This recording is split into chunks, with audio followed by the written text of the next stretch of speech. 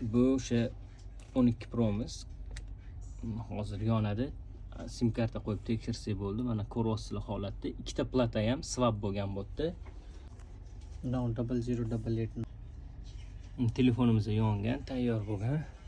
Buni holatlarda ko'ryapsizlar-ku, uni qorish ishi, o'zini platasini tiklash juda ham qiyin bo'ladi. Shuning uchun har doim swap qilinadi. Bizda swap qilish uchun har doim har bitta modelga platamiz bo'ladi. iCloudga tushgan platamiz bor. Original zapchastlar bilan cho'tka qilib beramiz.